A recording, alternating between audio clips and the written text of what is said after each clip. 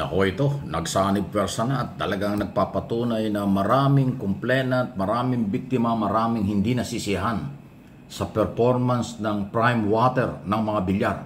Kaya nga si Camille Villar nadamay dito dahil anak ito ng mga bilyar ay kandidato ngayon. Ay ang mga botante ay biktima ng hindi magandang performance ng prime water na nagsusupply ng tubig, Luzon, Visayas, Mindanao. Alam niyo kung bakit? Dalawa na pong magkasalungat or dalawa na pong resolusyon na ang layunin ay pag-iimbestiga sa mga bilyar at prime water. Ito po ay matapos ding mag-file ng House Resolution number 2279. Ang grupo po nitong sina Arlene Brosas, Raul Manuel, Franz Castro, yung Makabayan Black. Dahil nga ho, nakatanggap sila ng maraming reklamo mula sa mamamayan dahil sa kapalpakan ng prime water. Mag-iimbestiga in aid of legislation. Meron ding naunang ipinail Senate Resolution 1352 na ipinail naman ni Senator Risa Ontiveros para din imbestigahan ang prime water ng mga bilyar. Ayan na po. Kasi nga dumadami ang biktima. 1-2 oras lang ang supply ng tubig. Mas matagal sa buong maghapon hanggang gabi walang supply, kung minsan madumi pa raw yung tubig. So may kapalpakan.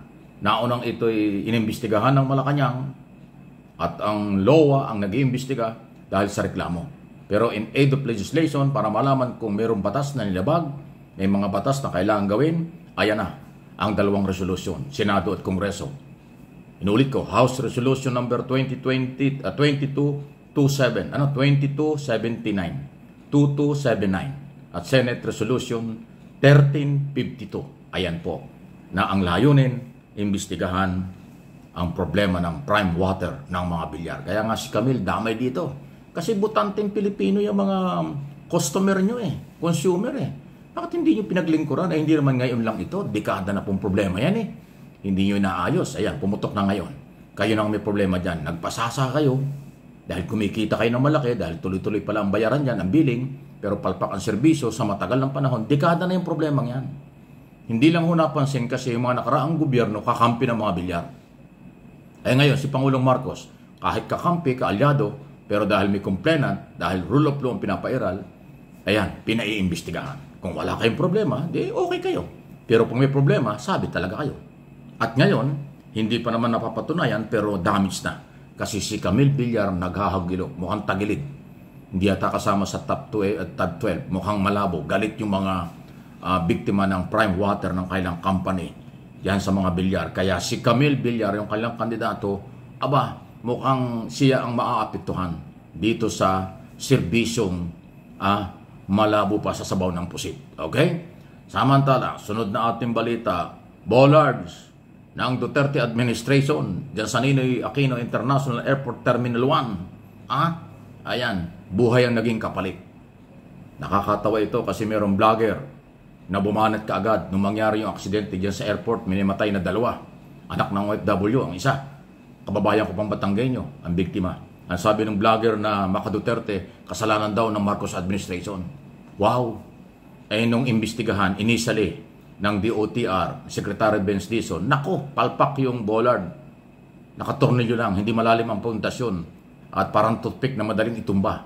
Malayong malayo sa international standard. Kasi sa ibang mga bansa, sa ibang mga airport, matitibay ang bollard. At sementado halos, hindi ho talaga pwedeng mabanggayan na kahit anong lakas ng sasakyan. Dito sa atin, parang toothpick. Ayan ay ginawa under Duterte administration. Kasi yung contractor, hinahanap na ngayon. Di umano nga, 8 million pesos ang ginastos.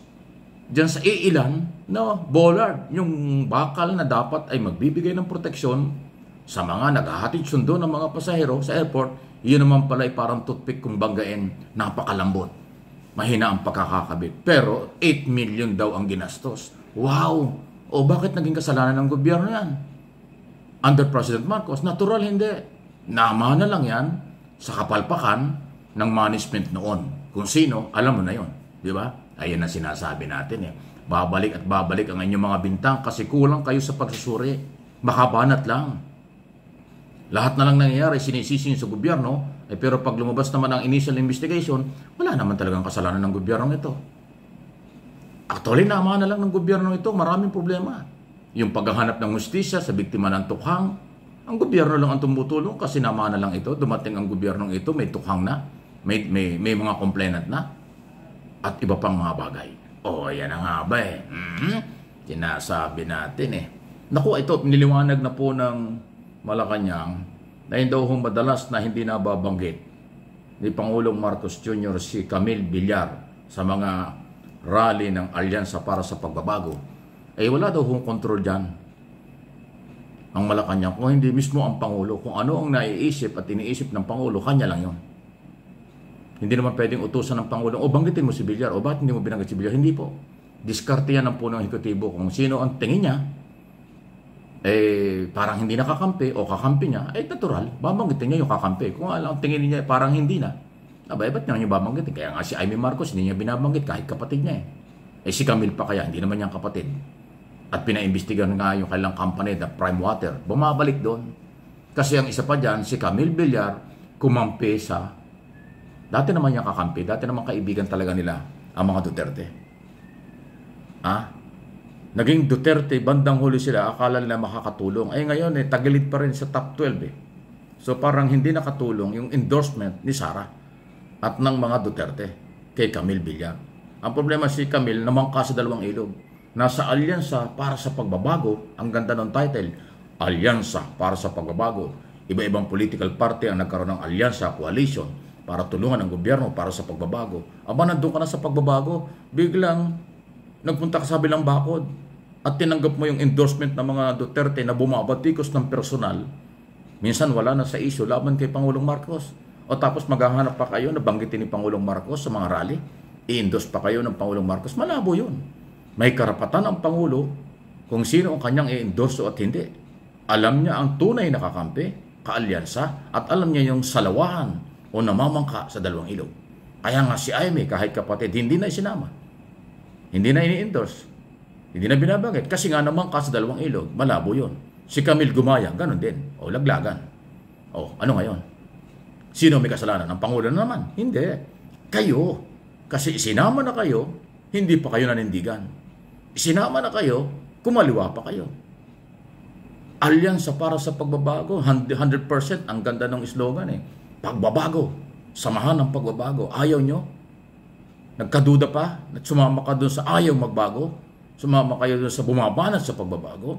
Sumama kayo doon sa galit na galit at namimersonal sa gustong pagbabago under leadership ni Pangulong Marcos? Laglag kayo sa eleksyon? Sino may kasalanan? Tama ang ginawa ng Pangulo at tama rin ang gagawin ng taong bayan this coming eleksyon. Huwag iboto ang namamangkas sa dalawang ilog. Huwag iboto ang ayaw sa pagbabago. Huwag iboto ang sumasama sa mga naninira sa ating gobyerno at nakakasira sa seguridad at politika ng bansang ito. Iyon ang aking panawagan at opinion. Analysis ko at interpretation natin, hindi talaga pwedeng tulungan sa eleksyon ang walang sariling paninindigan. Please like and share ang video.